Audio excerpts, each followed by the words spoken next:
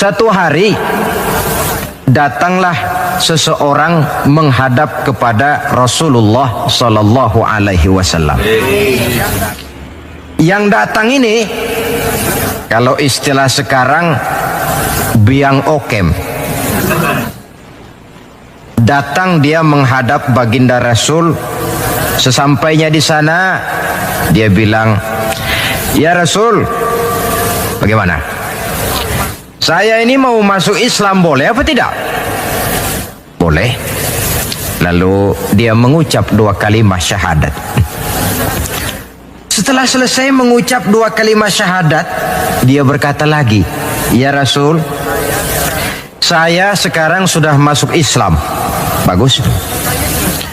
"Saya cinta Islam." Bagus. "Saya juga cinta kepada Anda ya Rasul." Bagus.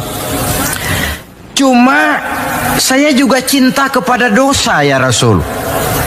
Terus terang saja saya ini suka judi, saya suka zina, dan saya senang mabuk. Dan saya belum bisa meninggalkan semua itu." Marahkah Rasul mendengar keterus-terangan orang ini? Dihardikkah orang ini oleh Rasul, "Macam apa kau, sama Islam cinta, sama dosa juga cinta?" Ternyata tidak. Mendengar keterus-terangan orang ini, baginda Rasul tersenyum. Seraya bersabda, "La ba'sa bih." Tidak apa-apalah. "Jadi kau senang zina?" "Iya." "Mabuk?" "Wah, hampir tiap malam saya teler." "Judi?" Itu lagi hobi saya." "Dan kau belum bisa tinggal semua itu?" "Belum ya Rasul." "Tidak apa-apalah. Cuma begini saja. Mau tidak kau janji dengan saya?" "Apa ya Rasul?" "Mulai sekarang kau akan meninggalkan dusta. Kau akan jadi manusia jujur, jangan bohong. Satu itu saja yang saya minta. Sanggup?" "Cuma itu ya Rasul." "Cuma itu?" Saya kira apa? Kalau cuma urusan gak bohong sih, gampang lah itu. Sanggup saya." "Sanggup?" "Sanggup." "Mari berjanji." Dijabat tangannya oleh Rasul, berjanji tidak akan bohong dia. Dalam perjalanan pulang, orang ini berkata dalam hati, "Ma ashala ma talaba hadzan nabil karim." Alangkah mudahnya permintaan Rasul ini. Saya sudah berterang-terangan suka judi, suka zina, suka mabuk. Tidak disuruhnya meninggalkan semua itu, cuma diminta jangan bohong saja. Dia kira orang nggak bohong itu gampang.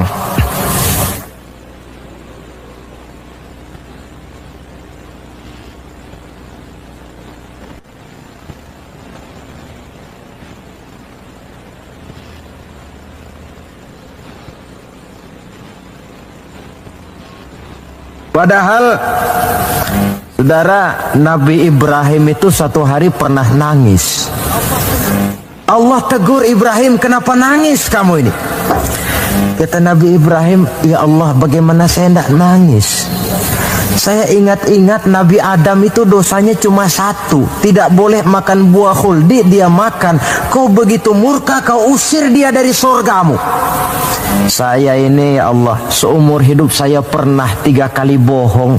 Bagaimana saya mengharap surgamu?" Itu yang bikin saya nangis. 3 kali seumur hidup, 3 kali bohong. Nabi Ibrahim nangis. Kita ini 1 hari 17 kali bohong, nyengir aja, gak ada nangisnya.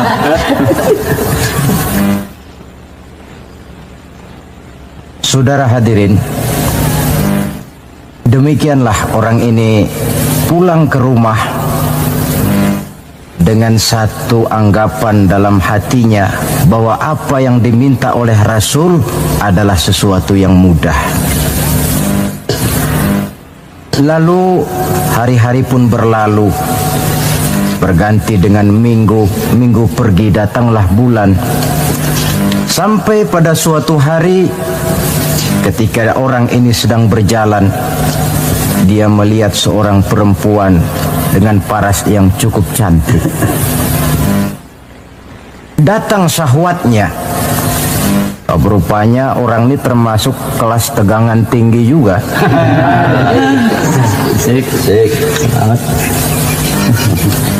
Dibawanya perempuan itu ke dalam rumah. Hampir terjadi perbuatan zina. Nyaris dia ingat janjinya. Iya, saya ini kan sudah janji dengan Rasul tidak mau bohong. Nanti kalau saya bertemu Rasul lalu saya ditanya, kamu zina apa enggak sekarang? Saya harus jawab bagaimana? Kalau saya bilang iya, tentu hukum berlaku. Kalau saya bilang tidak, artinya saya bohong. Padahal saya sudah berjanji tidak mau bohong.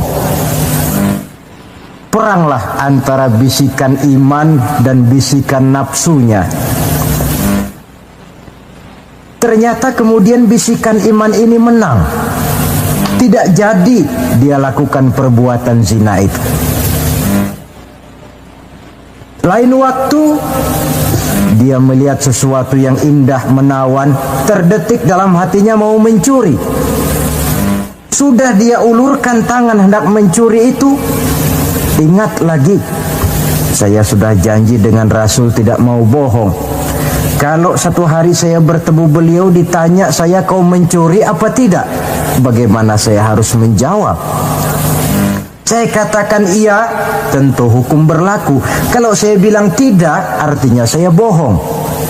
Perang lagi iman dan nafsunya. Akhirnya iman menang, tidak jadi dia mencuri. Begitulah orang ini tiap kali mau melakukan kejahatan ingat janjinya kepada Rasul bahwa dia tidak mau bohong.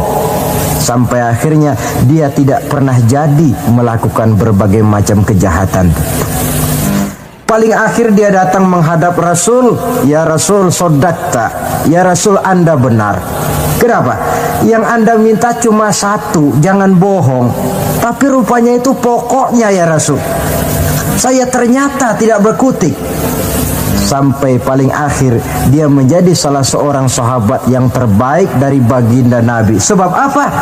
Hanya diminta meninggalkan bohong oleh Rasul. Ini pola dakwah yang dilaksanakan oleh Rasul dengan cara bijaksana.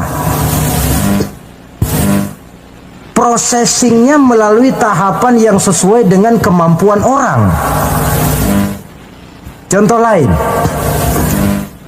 satu hari datanglah seorang sahabat melapor, halaktu ya Rasulullah, wahai Rasul celaka saya ini. Ma'ahlakaka, apa yang bikin kamu celaka? Dia bilang, waqa'tu ala imra'ati fi Ramadan. Saya lagi puasa Ramadan, saya nggak tahan sama istri saya itu. Lalu nyelonong ya Rasulullah. Rupanya pengantin baru ini. Kata Rasul, nyelonong bagaimana? Ya nyelonong-nyelonong. Kalau memang begitu bayar dendanya. Apa dendanya ya Rasul? Bebaskan budak. Waduh, saya tidak punya budak ya Rasulullah. Tidak punya? Tidak punya. Puasa 2 bulan berturut-turut. Ya Rasul, tidak kuat saya. Tidak kuat? Tidak kuat. Jangankan yang 2 bulan, yang sebulan aja nyelonong. Bagaimana yang 2 bulan? Saya tidak sanggup ya Rasul. Kalau memang tidak sanggup juga, beri makan 60 fakir miskin, 1 orang 1 mud. Ya Rasul, jangankan memberi makan 60 fakir miskin, istri saya ini di rumah 1 hari masak, 3 hari libur. Saya ini orang susah. Lagi pula saya pikir orang ini kebangetan juga, sudah melarat sama larangan kok berani. Rasul tersenyum kemudian masuk ke dalam kamar. Keluar lagi beliau membawa sekeranjang kecil kurma. Kalau kau memang tidak punya apa-apa, bawa pulanglah ini, sedekahkan kepada orang-orang miskin di kampungmu sebagai pembayar dendamu. Ya Rasulullah, apa lagi? Di kampung saya itu yang paling miskin saya. Bukan main. Akhirnya Rasul cuma senyum, beliau bilang, ya sudah, bawa pulanglah nih, beri makan anak istrimu di rumah. Sudah melanggar larangan, dapat korma pula. Pola kebijaksanaan semacam ini menunjukkan elastisitasnya watak Islam itu. Tidak kalau sudah begitu ya mesti begitu. Kita sajakan besarnya lewat tahapan. Begitu lahir kita cuma minum air susu ibu. Meningkat besar sedikit baru kita makan pisang. Bila sudah besar lagi, agak besar lagi, baru bubur. Sudah besar betul, baru makan nasi. Lebih besar lagi, barangkali termasuk jengkol dan sebagainya. Bayangkan kalau orang begitu lahir sudah dikasih jengkol, itu tidak bijaksana kan, akan rawan akibatnya. Pendeknya, dengan dakwah cara bijaksana ini, jangan memancing ikan pakai anggur. Bagaimanapun enaknya anggur itu bukan makanan untuk ikan. Inilah makna tuntunan Nabi, khatibin nasa ala qadri uqulihim. Berbicaralah kepada manusia sesuai dengan daya terima mereka, sesuai dengan kemampuan yang mereka sanggup melaksanakannya. Begitulah pola dakwah pertama, bil hikmah. Yang kedua, wal mau'izatil hasanah, dengan contoh nasihat-nasihat yang baik. Dan yang ketiga, wajadilhum billati hiya ahsan. Kalau memang perlu berdebat, perlu berbantah, debatlah dengan cara yang terbaik. Bukan dengan sentimen, tapi dengan argumen. Bukan dengan tujuan untuk mencari kebenangan, tetapi untuk mencari kebenaran. Sehingga dengan demikian, saudara-saudara, seorang muslim harus tegak mendakwahkan Islam sesuai dengan bidang dan kemampuannya masing-masing. Ini sikap yang ketiga. Lalu sampai kepada sikap yang keempat, bagaimana seorang muslim sikapnya terhadap Islam. Yaitu yang keempat, watawasau bis sabr, bersabar dalam Islam. Setelah kita mengimani Islam, mengamalkan Islam, kemudian mendakwahkan Islam, pada yang keempat, bersabar dalam Islam. Sebab apa? Perjalanan mengimani Islam, mengamalkan Islam, mendakwahkan Islam bukan perjalanan yang lurus bertabur bunga di kanan kirinya. Jalannya menanjak, penuh onak dan duri. Namun tidak ada perbuatan tanpa resiko. Orang yang berani berbuat harus berani resiko. Mengimani Islam ada resikonya, mengamalkan Islam ada resikonya, mendakwahkan Islam, menegakkan yang ma'ruf, menghancurkan yang munkar pun ada resikonya. Bersabar dalam Islam. Bagaimana orang yang sabar itu? Allah menjelaskan, wabasyiris sabirin allazina iza asabathum musibah qalu inna lillahi wa inna ilaihi raji'un.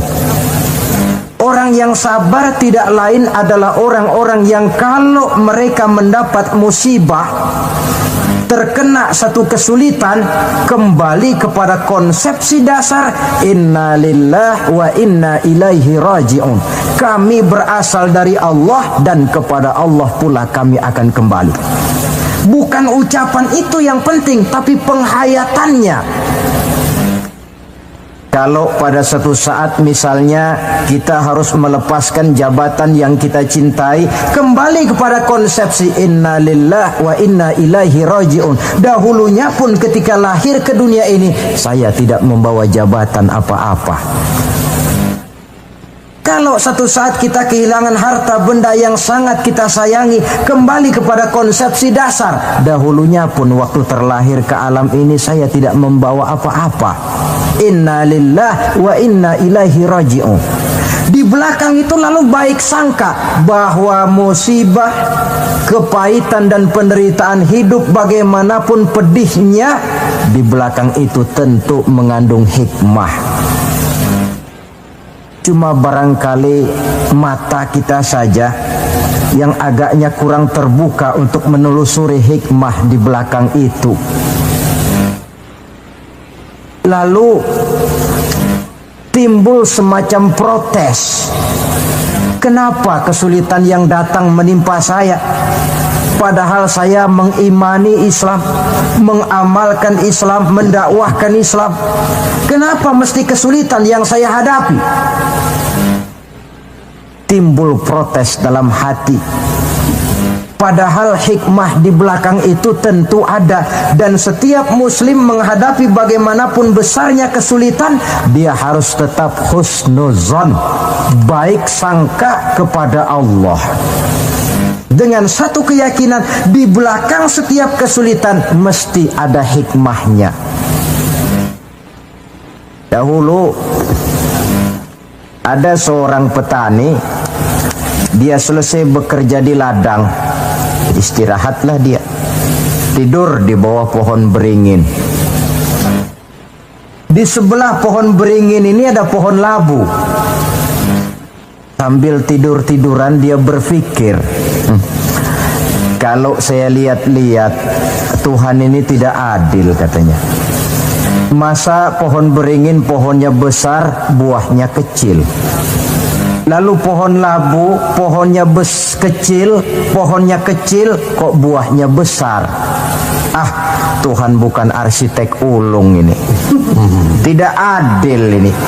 Mestinya supaya enak dilihat itu beringin yang pohonnya besar, buahnya besar sebesar buah labu. Lalu pohon labu yang pohonnya kecil, buahnya kecil-kecil sajalah sebesar buah beringin. Baru adil rasanya itu. Nah, apa yang terjadi? Rupanya Allah tidak membuktikan kebesarannya. Baru saja selesai dia berpikir Tuhan tidak adil, jatuh sebutir buah beringin tepat menimpa hidungnya. Dia terkejut. Astagfirullahalazim, katanya. Kalau begitu Allah itu benar-benar adil. Coba kalau buah beringin sebesar buah labu, lalu barusan jatuh menimpa hidung saya, rasanya sudah tidak karu-karuan potongan muka saya ini. Baru terbuka pandangan matanya, baru terlontar perkataan Allah Maha Adil setelah dia bertemu dengan pengalaman yang dia rasakan sendiri. Jadi di belakang segala kesulitan itu ada hikmahnya. Di belakang segala kepahitan hidup itu ada manisnya.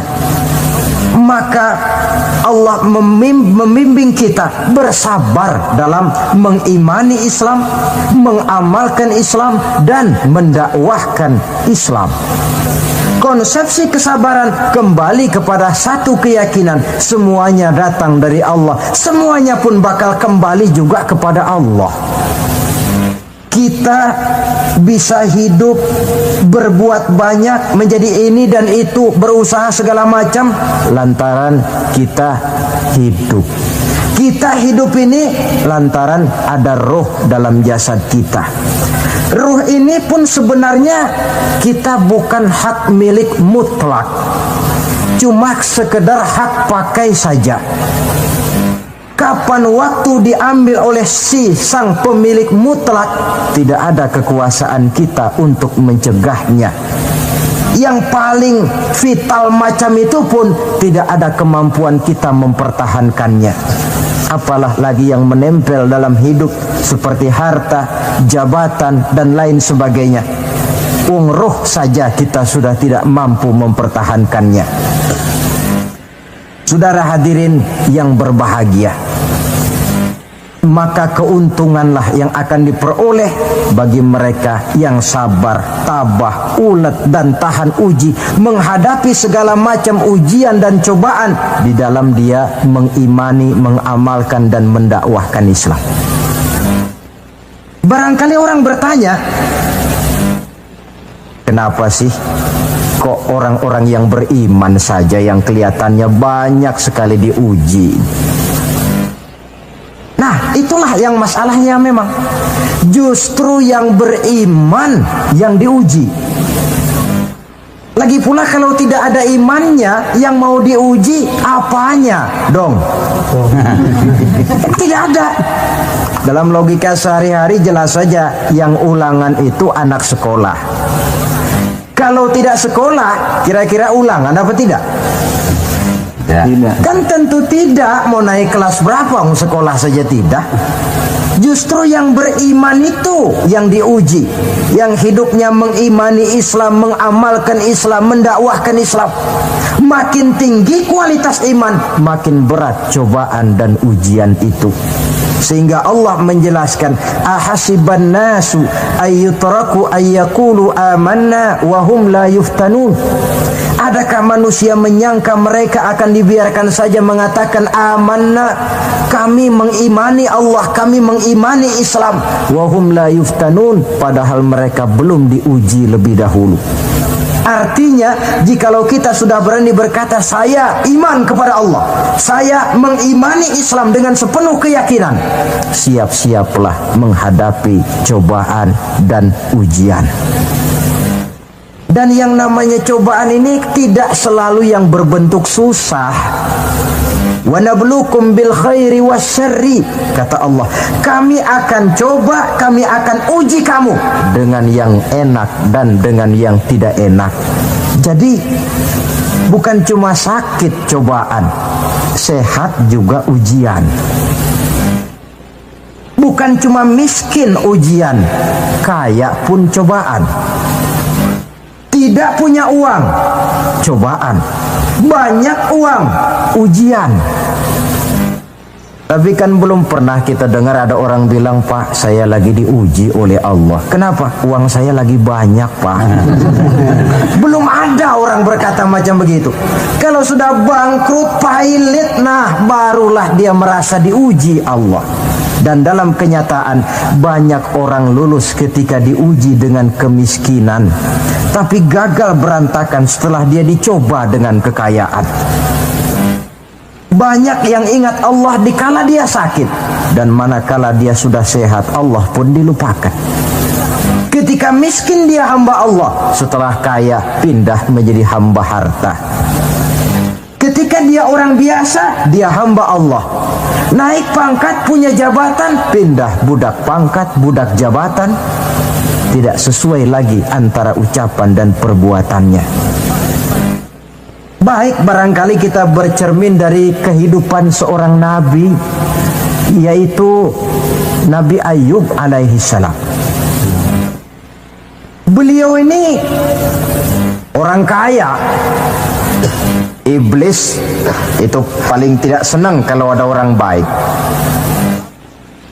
Dia lapor, wahai Allah, hambamu yang namanya Ayub ini dia rajin ibadah cuma karena kaya saja kau berikan harta. Coba kalau dia bangkrut, jatuh miskin, rasanya dia berhenti ibadah. Ah, Iblis, aku tahu Ayub itu hambaku yang ikhlas. Saya buktikan ya Allah, silakan. Turunlah iblis ke alam ini. Mula pertama yang dia rusak adalah harta benda Nabi Ayub. Sawah ladang dibikin rusak, binatang ternak binasa. Sehingga dalam waktu relatif singkat jatuhlah Nabi Ayub dari orang paling kaya menjadi orang paling miskin. Kalau orang miskin jadi orang kaya, itu rasanya tidak terlalu, ya paling-paling lupa diri. Tapi kalau sudah dari kaya, tahu-tahu jatuh miskin, ini yang kalau kurang-kurang kuat kan bisa mengalami semacam mental breakdown, mengalami komplikasi. Waktu itu Nabi Ayub sedang ibadah di mihrab dalam masjid, datang iblis. Saudara Ayub, iya. Sedang ibadah ya? Iya. Menyembah Allah? Iya. Tahu nggak kau ini? Kenapa? Allah yang sedang kau sembah ini dia sudah bikin miskin kamu. Sawah ladangmu rusak, binatang ternakmu binasa, dan kau sekarang sudah jadi orang paling miskin. Buat apa menyembah Tuhan macam itu yang sudah bikin miskin kamu? Inilah iblis ini, kepada Nabi Ayub bicaranya lain, kepada Allah bicaranya lain. Kata Nabi Ayub, benar itu. Benar. Sawah ladang saya rusak. Iya. Binatang ternak saya binasa. Iya. Dan saya sekarang jadi orang paling miskin. Betul. Kata Nabi Ayub, beliau malah tidak mengucapkan innalillah. Yang beliau ucapkan apa? Alhamdulillah alladzi a'tani wa akhadha minni. Alhamdulillah, segala puji bagi Allah yang telah memberikan harta kepada saya dan sekarang Allah pula yang mengambilnya. Allah yang memberi, Allah yang mengambil. Tidak ada masalah bagi Allah. Iblis cuman ibadah jalan terus. Kembali beliau ibadah. Keki bukan main iblis ini. Inilah sebagian dari cerminan orang yang punya fondasi dan kesadaran kepada penghayatan tentang kalimat inna lillah wa inna ilaihi raji'un. Kadang-kadang kita cuma sekedar ucapan tanpa penghayatan. Terkena musibah, mulutnya sih tidak berhenti innalillah, innalillah, tapi nangisnya juga tidak mau berhenti. Tidak diiringi dengan kesadaran dari Allah segalanya berasal dan kepada Allah segalanya pun juga akan kembali.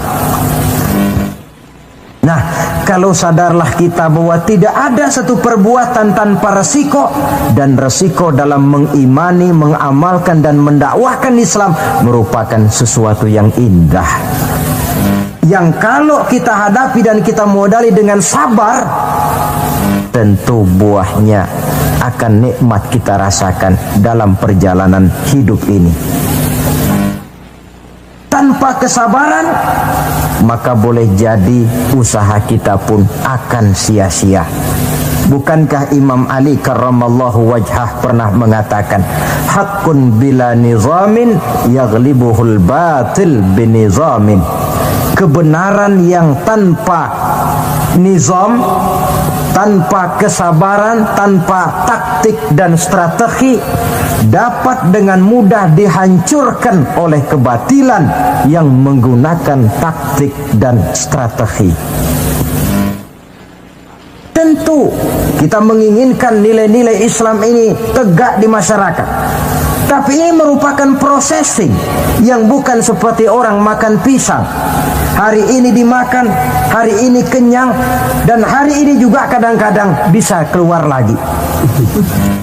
Perjuangan menegakkan nilai-nilai Islam ini satu proses yang panjang. Seperti juga telah dijelaskan oleh kehidupan perjuangan Nabi, para sahabat, dan selanjutnya. Tidak merupakan satu proses yang sekali jadi. Itu sebabnya ditutup surah Al-Asr ini dengan kalimat tawasau bis sabr. Hendaknya bersabar kita di dalam menegakkan sikap yang dituntut dalam surah Al-Asr itu tadi. Saudara-saudara hadirin yang saya hormati, dengan demikian 4 sikap telah saya kemukakan.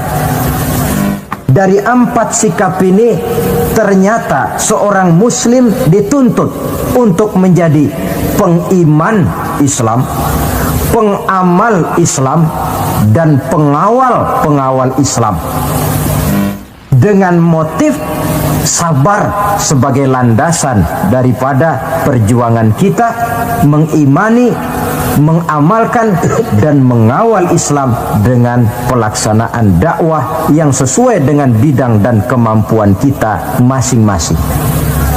Yang kita harapkan tentunya bahwa nilai-nilai keimanan kita ini mewarnai kehidupan dan menjadi warnanya hidup. Saya kira pun pembangunan akan lebih berhasil, Pancasila akan lebih aman di negara ini kalau dijaga dan dikawal oleh orang-orang yang teguh memegang agama dengan segala konsekuensinya. Mengimani agamanya dan iman itu menjadi warnanya kehidupan. Dengan kata lain, kalau iman ini sudah ikut kemanapun kita pergi dan dimanapun kita berada, itu sebenarnya sumber etika otonom. Bukankah satu bangsa yang baik selalu terdiri dari masyarakat yang baik? Masyarakat yang baik terdiri dari warga yang baik. Warga yang baik terdiri dari keluarga yang baik. Dan keluarga yang baik terdiri dari pribadi yang baik. Nah, pribadi akan menjadi baik kalau dia dikontrol oleh nilai keimanannya. Sebab apa? Puncak keimanan yang tertinggi sebenarnya tidak lain manakala seseorang sudah merasakan kehadiran Allah dekat dalam hidupnya. Kalau itu sudah dimiliki, apalagi yang lebih mampu mengontrol kita, merasakan kehadiran Allah dekat dalam hidup.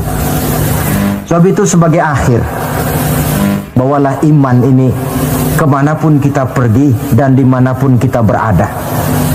Kadang-kadang iman kita ini kan cuma sekedar penunggu rumah. Pegawai negeri mau ke kantor, imannya ditaruhnya di lemari. Sudahlah iman, kau tidak ikut ke kantor. Kalau kau ke kantor nanti aku nggak bisa korupsi. Pedagang ke pasar, iman ketinggalan di rumah. So kalau iman dibawa ke pasar, katanya timbangannya tidak bisa curang. Tertinggallah iman itu di rumah. Iman yang tertanam dalam hati menimbulkan etika otonom, dan etika otonom membuat manusia selalu merasakan kehadiran Allah dekat dalam hidupnya.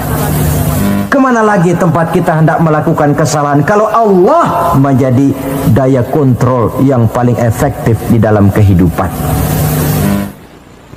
Inilah yang kita bicarakan pada pertemuan kita kali ini. Semoga Allah memberikan kekuatan kepada kita. Amin. Untuk hidup tegak mengimani Islam, mengamalkan Islam, mendakwahkan Islam, dan bersabar di dalam Islam. Saya akhiri dengan satu ungkapan. Wa qad yurja li jarhi sayfi bur'un wala bur'u lima jarahal lisan. Kalau pedang lukai tubuh, masihkan ada harapan sembuh. Kalau lidah lukai hati, kemana obat hendak dicari. Untuk itu saya mohon dibukakan pintu maaf yang sebesar-besarnya. Semoga yang saya sampaikan ini ada manfaatnya. Usikum wa iyaya bitaqwallah. Aqulu qawli hadza. Wassalamu alaikum warahmatullahi wabarakatuh. Waalaikumsalam warahmatullahi wabarakatuh. Maka di zaman sekarang akhlak kita kepada Allah sering kena erosi, sering kena polusi. Mungkin karena sulitnya lapangan kerja, tingginya tensi ekonomi, persaingan hidup yang makin tajam, sulitnya mencari lapangan kerja, orang kadang-kadang nekat.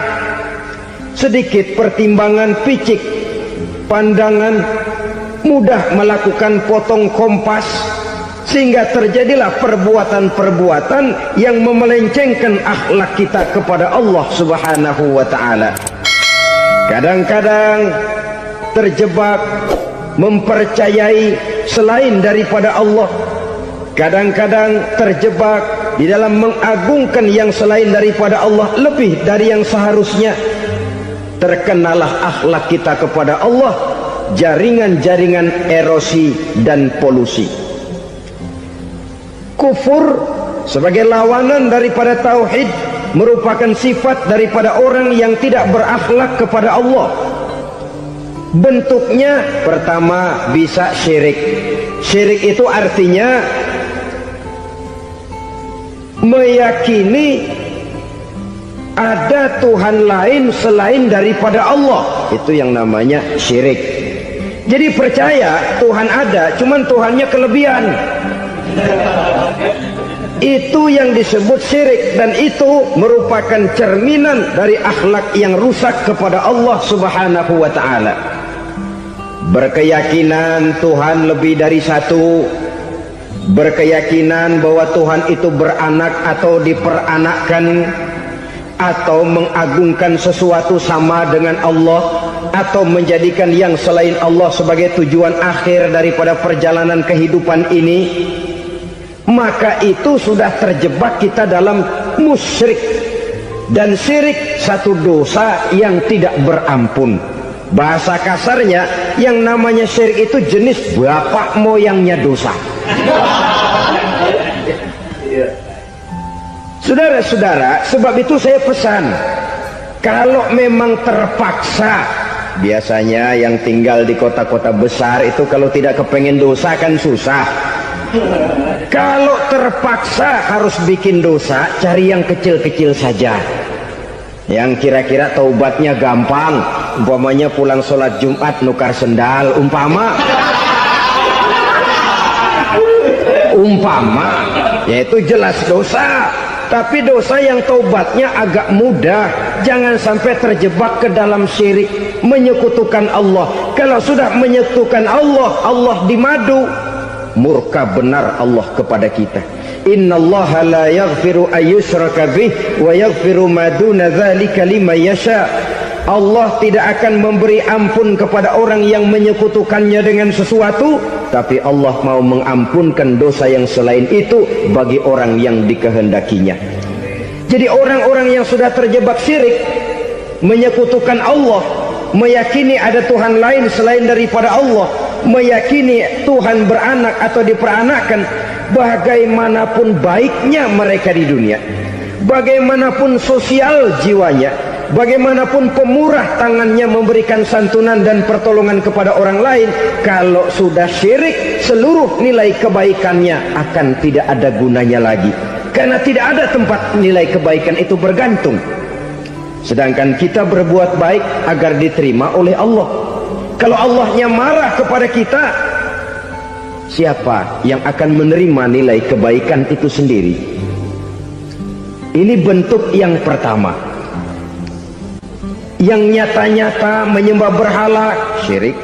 Yang nyata-nyata beriktikad Tuhan lebih dari satu, syirik. Atau yang tersamar. Yang tersamar itu yang sering jadi penyakit kita. Saya sejak ada perkutut ini di rumah, perkutut. Saudara-saudara, yang merusak akhlak kepada Allah, yang merusak tauhid setelah syirik, bisa juga berbentuk nifak. Nifak itu sifatnya, orang yang punya sifat nifak disebut munafik. Asal katanya dari nafakun. Nafakun itu satu lubang yang punya dua muka, seperti goa, ada tempat masuk, ada tempat keluar. Maka munafik orang yang punya dua muka. Kalau bahasa kita, pandai bermain minyak di atas air, manis jika berhadapan, balik belakang lain bicara. Sehingga apa yang dinamakan nifak, kata Imam Ali Al-Jurjani dalam kitab ta'rifatnya, izharul imanu bil lisan wa kitmanul kufri bil qalbi. Menyatakan, menampakkan iman dengan lidahnya, tapi menyembunyikan kekafiran dalam hatinya. Dengan kata lain, lidahnya mah iman, hatinya mah kafir. Padahal hati itu yang dilihat, padahal hati itu yang dinilai. Kenapa lidahnya mengaku iman? Ya mungkin karena kepepet, mungkin karena kepentingan, mungkin karena ingin mencari kelemahan orang, lalu dia pura-pura beriman, tapi sesungguhnya hatinya kufur. Ini merupakan penyakit munafik. Dan terus terang, menghadapi orang munafik jauh lebih berat daripada menghadapi orang kafir. Kenapa? Munafik ini kan musuh dalam selimut. Mau dibilang musuh nyata-nyata, apalagi di zaman Rasul ya, ketika periode Madinah, berat sekali menghadapi orang munafik. Mau dibilang kafir, kalau ketemu assalamualaikumnya medok juga. Mau dibilang mukmin, di belakang ngegerundel, nyari-nyari penyakit, nyari-nyari lantaran, mencari-cari gara-gara. Kalau kafir jelas kafirnya, kalau musyrik jelas musyriknya. Tapi munafik, di depan kita dia mengaku beriman, di belakang kita dia caci maki kita. Maka demikian rupa watak orang munafik, Allah benci betul. Sampai dalam Quran orang munafik itu divonis innal munafikin fid darkil asfal minan nar. Orang-orang munafik di dasar jurang neraka yang paling bawah, keraknya neraka. Saudara-saudara kaum muslimin rahimakumullah, sebab munafik sangat berbahaya, membahayakan umat, membahayakan agama. Di depan kita mereka ngaku pura-pura beriman, kalau pidato luar biasa memuji agama setinggi langit, menampakkan seolah-olah dia orang yang dekat dengan agama. Saudara-saudara, agama penting, agama mutlak, tapi yang ngomong begitu agamanya apa? Remeng-remeng. Cuma sekedar lipstick, cuma sekedar dekorasi, cuma sekedar kamuflase buat ngibuli orang lain. Dia mengaku beragama, mengatakan agama mutlak, menganggap agama penting, seolah-olah memperhatikan benar tentang tatanan kehidupan beragama, tapi sebenarnya di hatinya tidak lebih berkecamuk penyakit-penyakit kufur. Maka sifat munafik ini termasuk menodai tauhid, artinya merusak akhlak kita kepada Allah Subhanahu wa ta'ala. Sifat yang ketiga yang juga merusak akhlak kita kepada Allah dinamakan riddah. Riddah itu sifatnya, orang yang punya sifat riddah disebut murtad. Murtad keluar dari Islam. Keluar dari Islam tentu tadinya di dalam Islam. Oleh satu perbuatan dia bisa menjadi murtad. Misalnya tadinya dia iman benar kepada Allah, tapi melarat. Kadang-kadang sehari masak, 3 hari libur. Akhirnya oleh kesulitan ekonomi dia tidak kuat.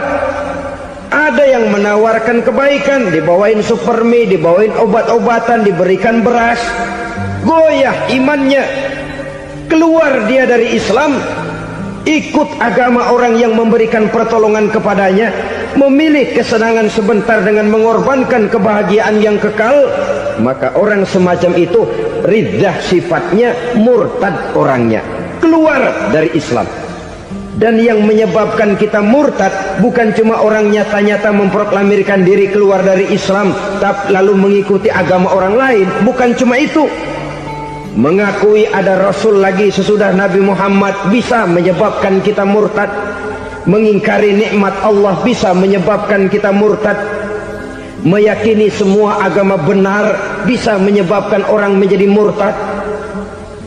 Meragukan kesempurnaan dan kelengkapan Al-Quran bisa menyebabkan orang jadi murtad. Mengingkari sunnah bisa menyebabkan orang menjadi murtad.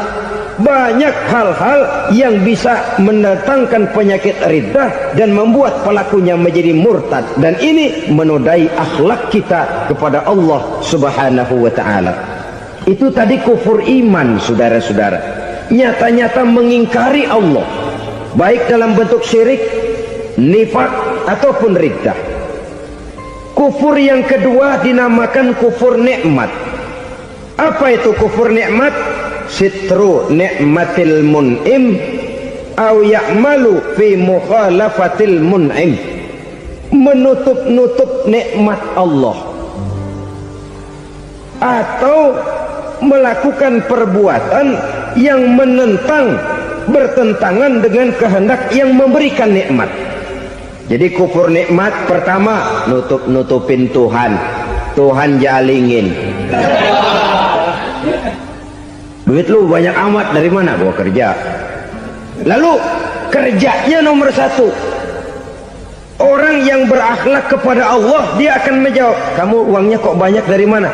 Rizki dari Allah. Caranya, saya kerja. Kerja itu cara, rizki itu dari Allah datangnya. Bukankah di zaman sekarang kita sering terpeleset? Ini merupakan cerminan dari rapuhnya akhlak kita kepada Allah Subhanahu wa ta'ala. Karena usaha saya memang, karena saya peras keringat banting tulang, tentu. Tapi sadarkah kita bahwa sepanjang yang bisa kita lakukan cuma berusaha, peras keringat banting tulang?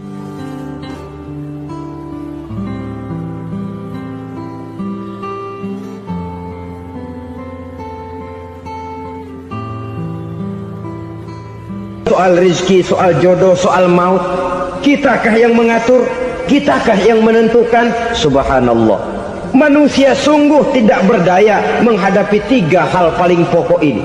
Rezeki, kita cuma bekerja. Kitakah yang menentukan? Tidak. Kita berusaha saja rezeki belum pasti dapat, apalagi kalau kita tidak berusaha.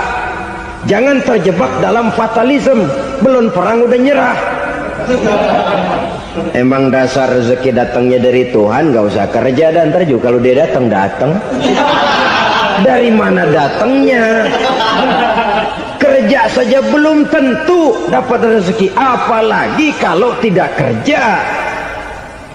Yang jelas usaha perlu kepastian, itu urusan Allah. Ini akhlak kepada Allah Subhanahu wa ta'ala. Jodoh juga begitu. Kita berusaha, kita berupaya, Allah menghendaki lain jadinya. Maut juga begitu. Siapa sih yang pengen ngadepi maut? Siapa sih yang pengen mati? Siapa sih yang pengen ketemu malaikat Israel? Tidak seorang pun kalau ditanya, kecuali mereka yang putus asa ya. Kalau otaknya masih normal, mau mati mesti belakangan dulu dikit. Tapi yang satu itu saudara, kalau dia sudah datang, tenaga mana yang bisa menolak? Kalau dia sudah berkunjung, kekuatan mana yang bisa menghindar? Kalau dia sudah ingin bertemu, kemana kita bisa melarikan diri? Manusia sepanjang yang dia lakukan hanya berusaha, tapi kepastian, ketentuan dari Allah Subhanahu wa ta'ala. Orang yang kufur nikmat, nutupin Allah. Dia merasa rezekinya adalah mutlak peras keringatnya, seolah-olah Allah nggak punya peranan apa-apa di situ. Oh, ini kan saya bisa rumah begini karena saya kerja keras. Oh, ini mobil saya begini saya kerja keras. Peras keringat, banting tulang, keras.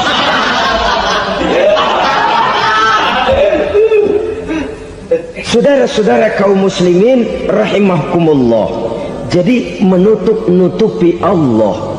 Akibatnya nanti kalau dia berhasil, Allah ketutupan. Kalau dia gagal, orang lain dicaci maki, dicari kambing hitam. Yang kambing hitam kan mahal, karena orang sering cari-cari kambing hitam. Jarang orang mau jujur kalau bertemu kesulitan lalu mencari sebab pada dirinya sendiri. Yang paling enak ya nyalain orang. Lo begitu. Orang lain yang paling enak kita salahin. Au ya'malu fi mukhalafatil mun'im, atau dia melakukan sesuatu yang tidak sesuai dengan kehendak yang memberikannya nikmat. Diberikan kita tangan, mulut sih nggak berhenti, terima kasih Tuhan, alhamdulillah saya dikasih tangan. Cuma nih tangan enteng mat nabokin orang lu. Itu sudah mukhalafatul mun'im, bertentangan dengan kehendak yang memberikan nikmat. Diberikan harta, mulutnya mah basah, terima kasih Tuhan, alhamdulillah dikasih harta, tapi pelitnya minta ampun, kikir, koret, medit. Ini juga termasuk kufur nikmat, mempergunakan suatu nikmat bertentangan dengan kehendak daripada yang memberikan nikmat itu sendiri. Saudara-saudara kaum muslimin rahimakumullah, oleh karenanya kufur iman memang lebih bahaya daripada kufur nikmat. Tapi jangan lupa, kufur nikmat bisa menyeret orang kepada kufur iman. Nah kalau Allah udah dialingin, Tuhan sudah dinomor duain, lama-lama kenapa dia tidak mendewakan dirinya sendiri, mendewakan pangkatnya, mendewa-dewakan otaknya, mendewa-dewakan kemampuannya? Pada awalnya dia memang cuma kufur nikmat, tapi lambat laun kalau ini tidak diobati secara pasti, orang akan mengarah kepada kufur iman. Bisa berbentuk syirik, bisa berbentuk nifak, bisa berbentuk riddah.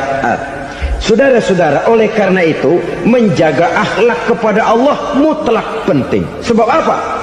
Kita tidak berakhlak kepada manusia saja, kita dikucilkan dari pergaulan.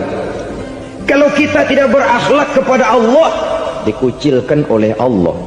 Hadis qudsi menyatakan, man lam yashkur ala na'mai wa lam yasbir ala balai falyakhruj min tahtis samai falyatlub rabban siwaya. Kata Allah, siapa orang yang tidak mau bersyukur terhadap nikmat yang aku berikan kepadanya dan tidak mau sabar terhadap ujian yang aku berikan kepadanya, falyakhruj min tahtis samai, persilahkan saja keluar dari kolong langitku, waliyatlub rabban siwaya, tolong cari Tuhan lain selain daripada aku. Murka Allah, diusir, cuman gak kedengeran aja. Siapa yang tidak mau syukur terhadap nikmatku, siapa yang tidak mau sabar terhadap ujian yang aku berikan kepadanya, persilahkan keluar dari kolong langitku ini, cari Tuhan lain selain aku. Nah, langit Tuhan yang punya, Tuhan kita lawan, diusir dari kolong langit, mau pindah ke kolong mana?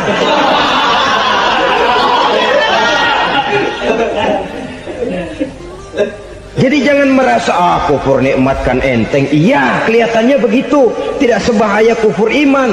Tapi kufur nikmat ini merupakan anak tangga yang kalau kita sudah mulai naik, kita akan naik terus sampai kepada tingkat di mana kita mengalami kufur iman. Kalau sudah ke sana, maka akhlak kita kepada Allah terkenalah erosi, terkena polusi, hancur akhlak kepada Allah, dan itulah sumber kesengsaraan abadi. Kalau cuma kita tidak berakhlak kepada manusia, barangkali resikonya cuma kehidupan di dunia ini. Mungkin juga ada kehidupan akhirat. Tapi kalau sudah tidak berakhlak kepada Allah, dunia akhirat kita rugi dan celaka. Maka pada kesempatan ini saya mengajak, marilah jaga baik-baik akhlak kita kepada Allah. Satu kali kita bertauhid, sampai mati kita bertauhid. Satu kali la ilaha illallah, jangan tergelincir lagi kita keluar daripada kalimat itu. Satu kali kita bertuhankan Allah, jangan bertuhan yang lain selain daripada Allah. Jangan sekutukan Allah, jangan samakan Allah dengan sesuatu, jangan mengangkat yang lain sama agungnya dengan Allah. Sebab dengan demikian kita seolah-olah sudah mengotori akhlak kita kepada Allah Subhanahu wa ta'ala. Saudara hadirin yang saya hormati, jadi oleh karenanya akhlak kita kepada Allah merupakan basis daripada kehidupan beragama. Kalau itu sudah mulai rapuh, mulai terkena erosi dan polusi, mulai rusak, dikhawatirkan nanti nilai ibadah kita kepada Allah juga akan turut ambruk karenanya. Saudara-saudara kaum muslimin rahimakumullah, tugas yang kedua, memperbaiki akhlak manusia kepada sesama manusia. Kita tahu Islam sesuai dengan namanya adalah agama damai. Maka akhlak manusia kepada sesama manusia menempati porsi yang penting dalam kehidupan beragama. Bagaimana seorang muslim bergaul, bertata krama terhadap sesama manusia. Mari kita lihat lebih jauh persoalannya. Untuk memudahkan pembicaraan dari kacamata agama, kita kelompokkan saja manusia itu dalam dua. Pertama yang seiman, dan yang kedua yang tidak seiman. Yang tidak seiman itu kita sebut saja kufur atau kafir. Nah, kepada yang kafir pun kita diajarkan untuk berakhlak, apalagi kepada yang memang nyata-nyata seiman, sekeyakinan, seakidah. Kemanapun Islam datang, ke negara manapun ia masuk, ia tidak menaburkan kerusakan. Jadi tidak benar kalau orang pernah itu menggambarkan, saking sentimennya seorang orientalis pernah menggambarkan Nabi Muhammad di tangan kirinya Quran, di tangan kanannya pedang, menggambarkan seolah-olah Islam dikembangkan dengan kekerasan. Sebenarnya tidak sama sekali. Kalaupun dalam sejarah perkembangan Islam pernah terjadi perang, maka perang dalam Islam sesungguhnya apabila kita amati sejarahnya bukan untuk memaksakan agama, karena memang agama tidak bisa dipaksakan, tetapi justru untuk mempertahankan agama dari segala macam hambatan, rintangan, hinaan dan fitnahan. Tapi kemanapun yang jelas Islam masuk, dia tidak pernah membuat kekacauan, kerusuhan ataupun penghancuran. Candi Prambanan bahkan dipugar, Gereja-gereja tidak ada yang dihancurkan oleh umat Islam. Kenapa? Islam agama damai. Soal agama, soal lakum dinukum waliyadin, la ikraha fid din, qad tabayyana ar-rusdu minal ghayy. Tidak ada paksaan dalam beragama, sebab nyata yang benar dengan yang tidak benar. Belum pernah ada orang kafir masuk ke perkampungan orang Islam lalu dikejar-kejar, diteriakin kafir, kafir, sunatin.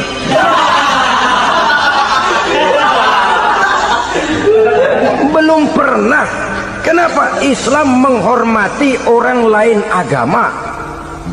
Nah, yang kafir ini macam-macam, saudara. Ada kafir harbi. Nah, ini kafir kerok.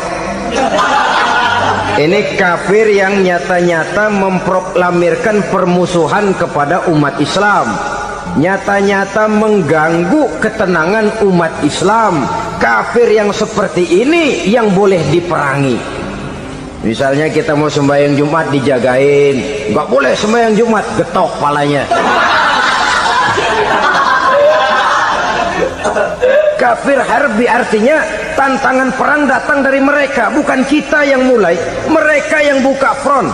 Prinsipnya umat Islam tidak boleh mencari-cari musuh, tapi pun tidak boleh lari kalau ketemu musuh.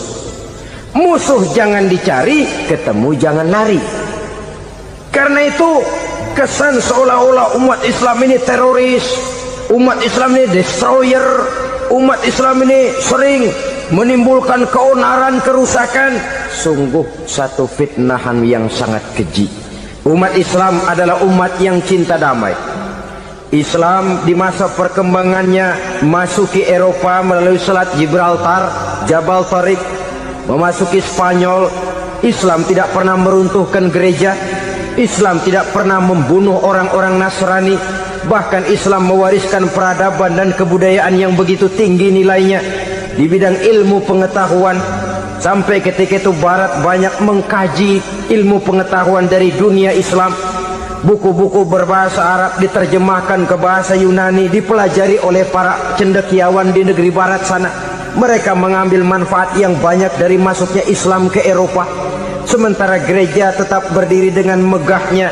Kuil-kuil tempat peribadatan tidak satupun yang diusik-usik. Kenapa? Islam agama yang cinta damai. Asal dia tidak diganggu, asal kehormatannya tidak dihinakan. Jadi kafir harbi, kafir yang nyata-nyata nantang perang, ngajak berkelahi. Itu kafir yang nyari penyakit. Kafir harbi ini boleh diperangi dengan catatan mereka yang memang mulai. Yang kedua kafir zimmi. Kafir zimmi, kafir yang hidup di tengah mayoritas muslim, tapi mereka mau hidup dengan aman, damai, tenang. Mereka wajib dilindungi. Bahkan Nabi pernah memberikan satu jaminan, man aza zimmiyan faqad azani. Siapa yang mengganggu orang kafir zimmi sama saja dengan mengganggu saya. Kehormatannya dijaga, harta bendanya dilindungi, anak istrinya pun dilindungi. Dan ini jadi kenyataan. Saudara bisa lihat di negara-negara yang mayoritas penduduknya beragama Islam, orang-orang kafir di luar Islam hidup dengan tenang, aman, damai. Di Saudi Arabia, di luar tanah haram, di luar Mekah dan Madinah, banyak orang-orang kafir mencari nafkah. Mereka tenang, aman, dilindungi undang-undang. Begitu di Mesir, begitu di negara Indonesia yang berdasarkan Pancasila ini.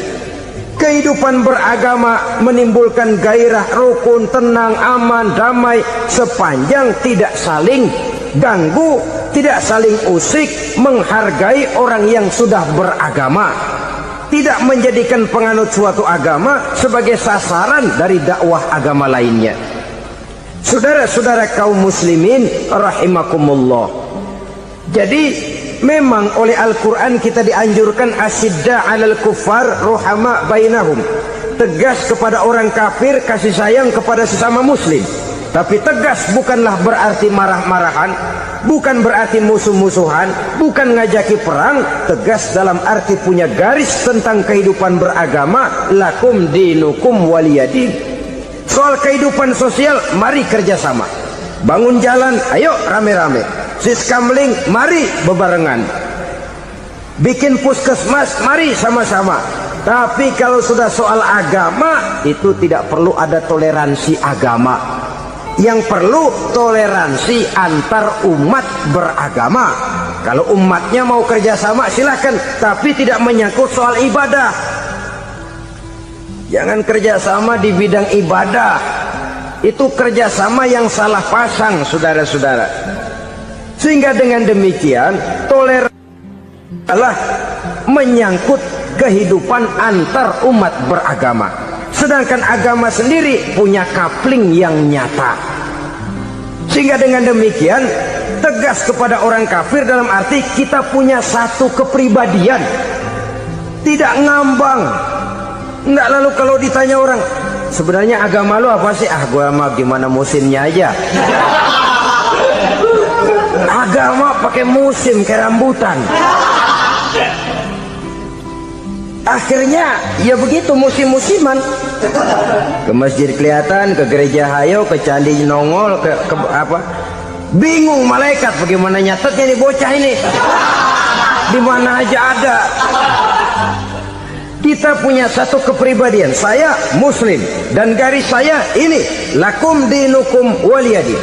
Bagi Tuhan persilakan agama Tuhan, bagi kami agama kami. Kami hormati Tuhan, Tuhan hormat kepada kami. Tapi soal agama, kaplingnya jelas.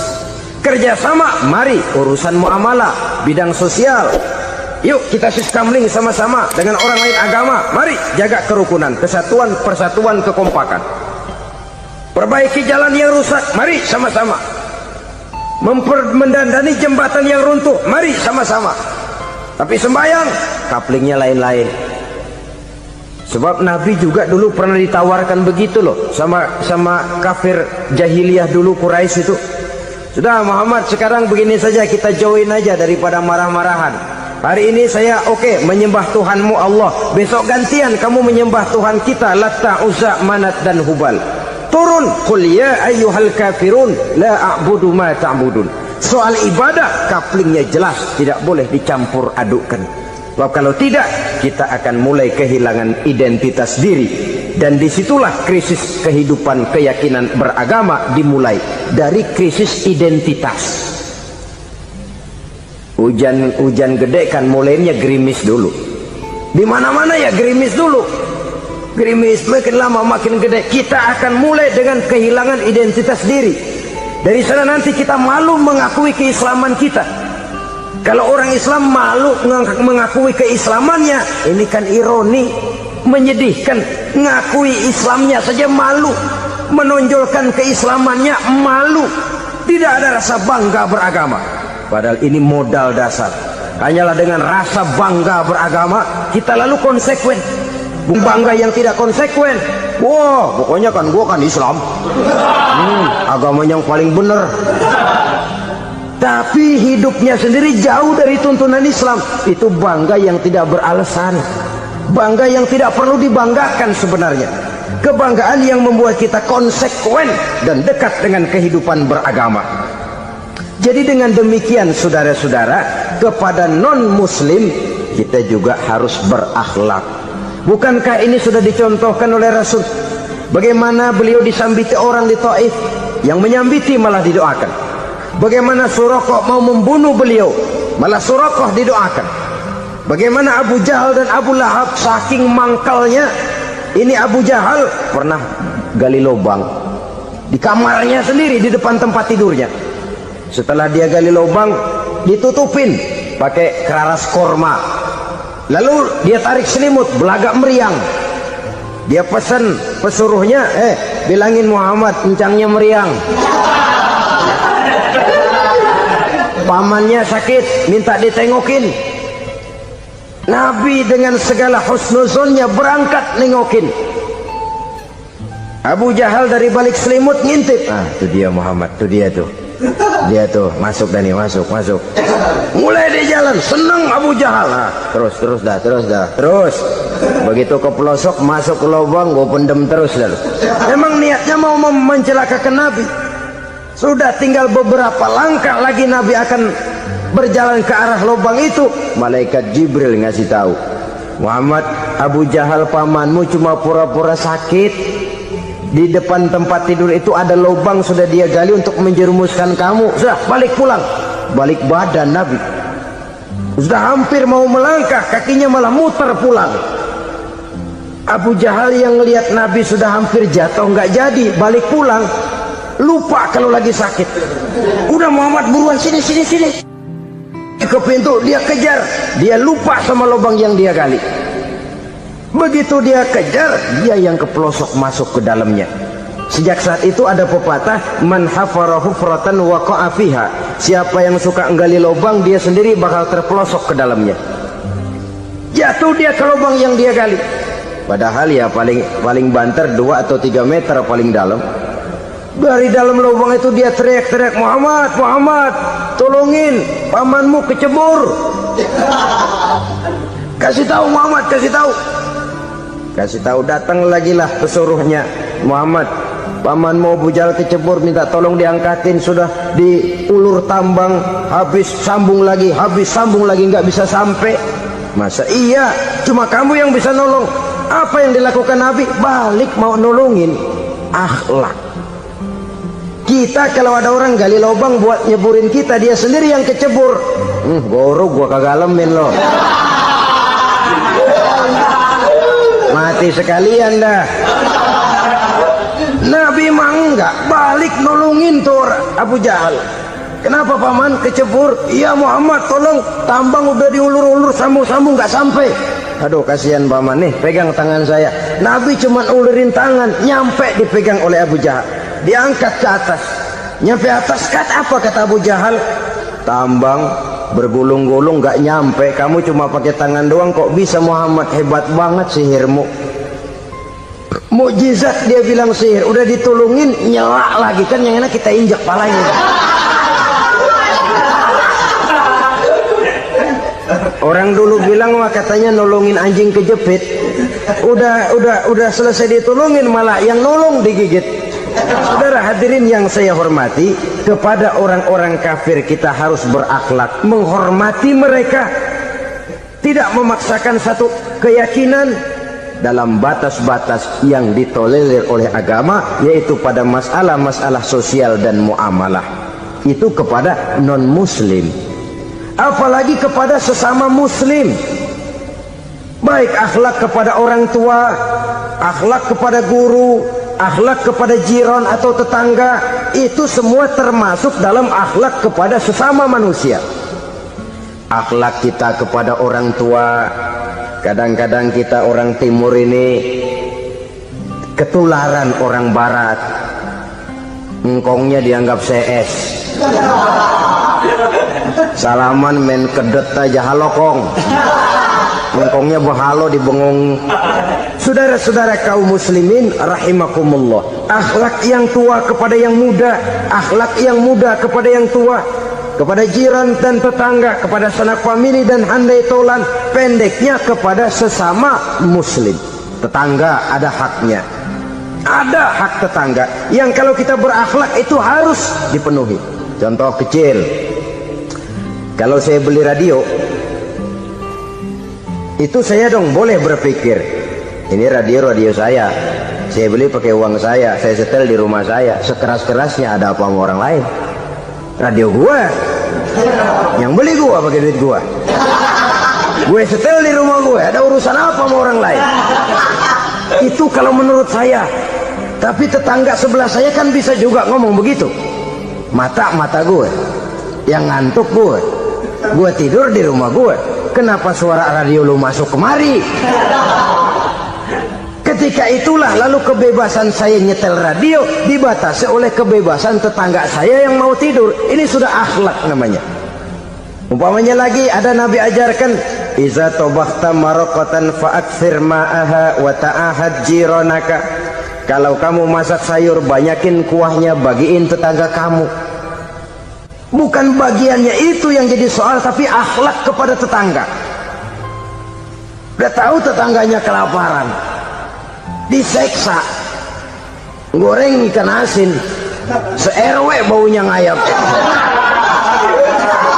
kembang kempis orang nungguin. Saudara hadirin ma'asyiral muslimin rahimakumullah, Jadi dengan demikian, kalau sudah kembali kepada orang-orang yang nilai imannya sama dengan kita, apapun organisasinya, apapun baju yang mereka pakai, kaos yang mereka pakai, jaket yang mereka pakai, kalau sudah seakidah, seiman, jaga akhlak kita. Pendapat boleh berbeda, kaos boleh tidak sama, jaket boleh beraneka warna, bendera boleh beragam-ragam, tapi ukhuwah Islamiyah ini utamakan. Adalah lebih baik mencari persamaan dalam kehidupan dan bukan memperbesar perbedaan. Hanyalah dengan mengembangkan nilai-nilai akhlak semacam ini, toleransi tidak hanya diperlukan kepada yang non-muslim, kepada sesama muslim pun toleransi. Artinya apa? Jangan memponis amalan orang lain. Yang usoli, yang tidak usoli, berjalanlah menurut keyakinannya masing-masing. Jangan lalu memponis, itu namanya nggak toleransi. Kamu nggak pakai usoli ya? Enggak. Brengsek. Kamu pakai usoli ya? Iya. Bid'ah. Lah dua-duanya kagak yang bener. Kalau yang sembahyang kagak bener, bagaimana yang kagak sembahyang? Apa itu yang bener? Toleransi, setuju dengan perbedaan pendapat, jangan memponis amalan orang lain, karena kita hanya beramal, hak menerima adalah Allah Subhanahu wa ta'ala. Jangan sebentar-bentar mencap bid'ah dolalah, finnar, neraka. Kayaknya neraka kapling orang tuanya kali. Gampang bener masukin orang ke neraka. Kita kadang-kadang bisa toleransi dengan orang luar, tapi kepada sesama muslim toleransi tidak sanggup kita adakan. Mengklaim merasa kita yang benar, orang lain salah semua, itu tidak toleransi namanya. Mentang-mentang jadi ustadz, nih satu-satunya ustadz di sini ya, semuanya mesti ngaji kemari. Kalau nggak ngaji kemari, Islamnya kurang tapi benar. Toleransi, saudara-saudara kaum muslimin rahimakumullah, lapang dada menghargai orang yang berbeda pendapat, apalagi kalau perbedaan pendapat itu menyangkut hal-hal yang tidak prinsipil, menyangkut hal-hal yang sekunder dalam kehidupan beragama, menyangkut masalah-masalah yang dalam bahasa fikih disebut soal-soal furu'iyah. Tidak usah menyebabkan kita bersih tegang. Kepala sama hitam, pendapat boleh berbeda dan halal. Bahkan Nabi mengatakan ikhtilafu ummati rahmatun, perbedaan pendapat di kalangan umatku bahkan menjadi rahmah, sepanjang perbedaan pendapat itu diiringi dengan rasa toleransi. Tapi kalau sudah main baku hantam, main klaim, memponis orang lain, akhirnya timbullah keretakan. Jangan heran kadang-kadang satu masjid dua kelir. Ya soal kelir boleh kelar-kelir, boleh kelar-kelir, tapi kalau harus terlalu mencolok menyebabkan timbulnya keretakan, saya kira yang akan turun bukan lagi rahmah tapi bala. Bala akan menimpa kita, jatuh kita menjadi umat yang lemah. Oleh karena di antara kita sendiri, sesama kita tidak pandai bertoleransi, tidak lapang dada. Ada anak muda kelihatannya mau majuan dikit, yang tua curiga. Nih, kalau dia maju pasaran gua bangkrut dong nih. Lalu ditekan tuh anak ditekan melejit. Kadang-kadang yang tua maksudnya baik, mau memelihara, yang muda salah terima. Kan tua kejemur. Dari dulu sampai sekarang gitu-gitu doang, anak kemajuannya. Padahal yang tua barangkali maksudnya juga baik, mau memelihara. Sebenarnya kalau kita bisa mencoba mencari titik temu dengan alur komunikasi, tidak merasa diri yang paling benar, tapi toleransi, boyak menerima pendapat orang lain, setidaknya mau mendengar omongan orang. Yang susah kalau udah kena penyakit nggak mau ngerti omongan orang, nggak mau nerima pendapat orang. Kodok di kolong tempayan, cukeng kayu asem, Asal ijo udah ijo aja, ijo dah. Gak ngerti omongan orang yang kayak begini yang orang jadi kesandung. Oleh karena itu saudara-saudara, alangkah nikmatnya kehidupan ini apabila kita menyadari kita ini ummatan wahidah, satu umat yang satu yang diikat dengan akidah. Kalau kepada yang non muslim saja kita diajarkan untuk berakhlak, apatah lagi kepada yang seiman, seakidah, sekeyakinan. Wajarkah perbedaan pendapat yang kecil-kecil lalu menyebabkan kita bertolak belakang, cerai-berai, centang perenang? Bila bertemu di jalan yang satu menyisih ke kiri, yang lain menyingkir ke kanan. Kalaupun juga bercampur di tengah kumpulan orang banyak, persis air dengan minyak. Yang atu melengos, yang atu madep mojok. Orang lain senyum, dia mau pada manyun. Saudara-saudara kaum muslimin rahimakumullah, realita ini walaupun tidak enak, pahit, tapi masih hidup di sebagian masyarakat kita. Ini yang perlu kita atasi. Soal toleransi kepada orang lain, sejarah sudah membuktikan. Mari kita jangan cuma bisa mengajak orang lain, umat lain untuk bertoleransi dengan kita, tapi kepada sesama kita. Toleransi ini perlu kita tegakkan, perlu kita bina, terutama di dalam kita menuju bentuk ideal daripada konsep ukhuwah Islamiyah ini, yang memang selalu kita akan cari bentuk-bentuk idealnya sejalan dengan perkembangan situasi dan kondisi yang dihadapi oleh umat. Perbedaan organisasi, perbedaan kepentingan organisasi tidak seharusnya menyebabkan kita merasa meremehkan orang lain dan mengangkat diri, mengklaim diri sebagai yang ter. Jadi dengan demikian, apabila yang pertama tadi akhlak kepada Allah dinamakan hablum minallah, maka yang kedua ini merupakan hablum minan nas. Jikalau baik akhlak kita kepada Allah, baik akhlak kita kepada manusia, nikmat rasanya menjalani kehidupan. Kadang-kadang orang akhlaknya kepada manusia baik, tapi kepada Allah tidak baik. Hormat sama yang tua, menyayangi yang muda, sama tetangga rukun, tapi sama Tuhan nggak mau sujud. Ini baik kepada manusia, tapi tidak berakhlak kepada Allah. Atau sebaliknya, sujudnya sama Allah mah tekun, bener, khusyuk, bahasanya juga fasih, luar biasa. Tapi sama manusia sombong, takabur, ujub, merasanya dia doang yang paling benar. Sebab iblis itu ya, itu kadang-kadang datang lewat hati, dan memang selalu markasnya di situ. Kalau dia tidak bisa menggoda kita dengan yang lain, dia tumbuhkan sifat ujub. Dia bisikin, wah memang di kampung ini yang paling banyak ibadahnya ente. Yang lain mana, lihat tuh kerocok semua.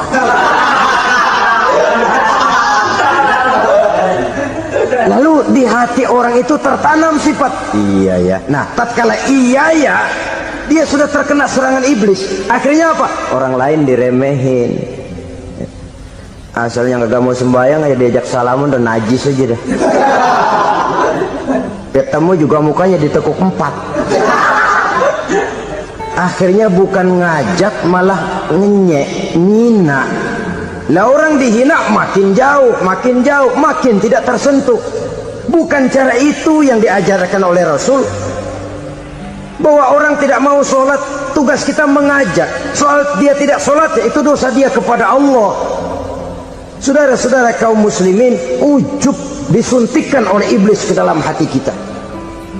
Sujudnya kepada Allah benar, tapi akhlaknya kepada sesama manusia merasa paling benar sendirian, merasa orang lain salah semua. Pokoknya kalau di luar lingkungannya udah kagak bener aja udah bahaya. Saudara-saudara, ini juga penyakit yang disuntikan oleh iblis. Sebab iblis itu tipu dayanya luar biasa, strateginya lihai.